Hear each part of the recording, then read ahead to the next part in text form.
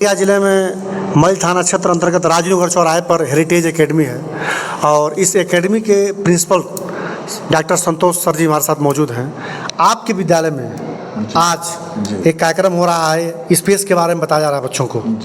तो स्पेस के बारे में क्या क्या बताया गया है और कैसा एक कार्यक्रम रहा, बताएंगे कुछ? स्पेस के बारे में जैसे कि मुझे ऐसा कुछ लोगों से संपर्क हुआ जिन्होंने कहा कि हम एक तारामंडल सेटअप बैठाएंगे, और उस तारामंडल सेटअप के बारे में हम लोग तो देखे हुए हैं और पूरा स्पेस लाइक दिखता है और करीब से बच्चे उसको एहसास करते हैं और उसमें कैसे हमारे पृथ्वी का जन्म हुआ, जिसको हम ओरिजिन ऑफ यूनिवर्स कह लें या अर्थ कह लें। उसके बाद से फिर हमारी गैलेक्सी कैसे तैयार हुई, तारामंडल कैसे तैयार हुआ, फिर सूरज के अगल बगल कितने कक्षाएं हैं जिसमें अन्य ग्रह हैं उसका परिक्रमा करती हैं और उसी के थ्रू, उसके प्रकाश के थ्रू ऊर्जावान होती हैं, संचालित होती हैं।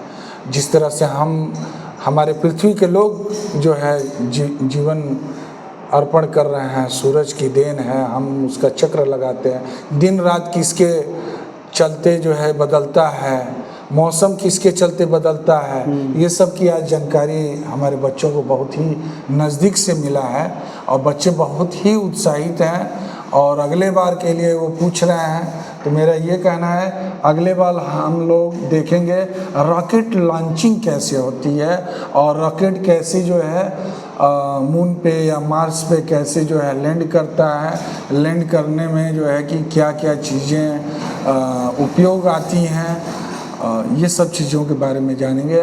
और जो है कि हमारा हमेशा प्रयास रहेगा कि लड़के जो है आधुनिकता के साथ हम लोगों के साथ बने रहें और गार्जियन को ये ना लगे कि हम लोग आज इस दुनिया में और हमारे बच्चे पीछे हैं। मेरा हमेशा प्रयास रहा है कि हम समय के साथ चलते रहें और हमारे बच्चों का जो है चौमुखी विकास होता रहे। आपके विद्यालय में क्या क्या सुविधाएं हैं और कैसे कैसे व्यवस्था है? शिक्षा के लिए क्या क्या व्यवस्था रखी है? शिक्षा के लिए पहले तो जो हमारी बेसिक शिक्षा है, मैं यही कहूँगा जो टास्क मिला है खूब बढ़िया से उसको पढ़ाया गया।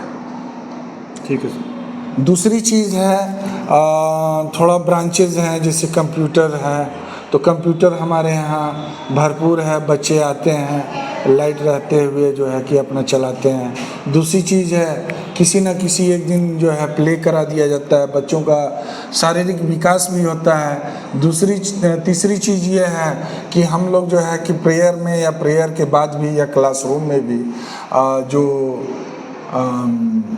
जनरल नॉलेज है उसको हम लोग शेयर करते हैं। जैसे अभी कुछ समय पहले बड़ा ही फेमस था पनामा जल डमरू, तो ये बहुत दूर की चीज़ हो गई, आजकल के बच्चे नहीं जानते हैं। लेकिन उनके सामने इस समय हम लोगों के सामने जिस संकट से हम लोग गुजर रहे हैं, हारमुज जल डमरू, जिसको पार करके इस समय हमारे देश में जहाज आ नहीं रही है, और वही विवाद हमको पूरा संसार, पूरा वर्ल्ड, पूरा विश्व उससे जो है कि प्रताड़ित है, जूझ रहा है। और अब हम लोग भी जूझ रहे हैं बिल्कुल कहीं से ना। तो वो हारमुज जो जल डमरू है उससे मैं बच्चों को अवगत कराया हूँ कि हारमुज जल डमरू को समझिए।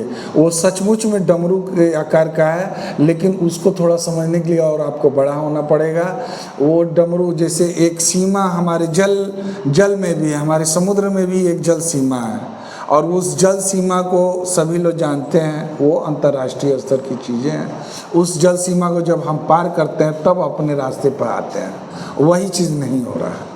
तो वो जल सीमा हमारे लिए खुल नहीं रही है, इसीलिए हमारे यहाँ पेट्रोलियम जो भी ईंधन है, इस समय ऊर्जा की ही लड़ाई चल रही है। पूरे वर्ल्ड में चल रहा है, पूरे वर्ल्ड में चल रहा है, और सबकी निगाहें जो है जल डमरू पे हैं। कोई हमला ना करे, कोई बहुत बड़ी घटना ना हो। अभी तक तो नहीं सुनाई देने को मिला, लेकिन डर के वजह से जो है जल डमरू बंद कर दिया गया है। हारमुज जी। और विद्यालय में जो बच्चे पढ़ने आते हैं, जी। छोटे बच्चे हैं या बड़े बच्चे हैं, तो उनके लिए कुछ वाहन की व्यवस्था है आपके विद्यालय में? हाँ सर, हमारे यहाँ वाहन की व्यवस्था है, ताकि जो है कि जो दूर के बच्चे हैं या बहुत लोग हैं जिनके पुरुष गार्जियन घर पे नहीं हैं, सिर्फ माताएं हैं या उनकी माताएं हैं तो चाहती हैं मेरा बच्चा मेरे नज़रों के सामने बैठे और मेरे नज़रों के सामने उतरे। और कोई भी बच्चा अब तो आपके विद्यालय में कुछ बच्चे स्ट्रांग होते हैं जी, कुछ बच्चे वीकनेस होते हैं जी, क्लास में। जी। तो जो बच्चे वीकनेस होते हैं जी। उनके लिए क्या अलग से क्लासेस लाते हैं क्या आप लोग? जी, क्लास भी अलग चलाते हैं, उनके लिए टीचर भी मैंने अलग से जो है मैनेज किया हुआ है, ताकि जो है एकदम उनके पीछे पड़े रहिए। जब तक उसकी समस्या सॉल्व नहीं होती है तब तक जो है उसको आप विशेष केयर कीजिए। जो अभी मैं एक बच्चा था जो थोड़ा सा कमज़ोर था, ज़्यादा कमज़ोर था, और कमज़ोर होने का कारण एक ये भी था, थोड़ा घर में कोई बीमार पड़ गया था, वो कैंसर के मरीज़ थे। उसमें भाग दौड़ में लड़का जो है रेगुलर क्लास नहीं कर पाया। अब बच्चों का काम है भूलना, वो तो हाई स्कूल तक लोगों को भूलना है और पुनरावृत्ति बराबर करते रहना है। जो पुनरावृत्ति नहीं करेगा वही बर्बाद होगा। लोग ये सोचें कि आज ही हम एक टॉनिक पी लें और आज ही याद हो जाए, ऐसा नहीं होगा।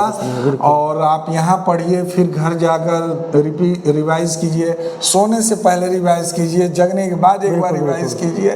वो चीज़ें जो है ये सब पढ़ाई का बैकबोन ऑफ स्टडी हम कह सकते हैं इसको। अगर आप इस चीज़ में नहीं है माहिर तो आप कमज़ोर हैं विशेष।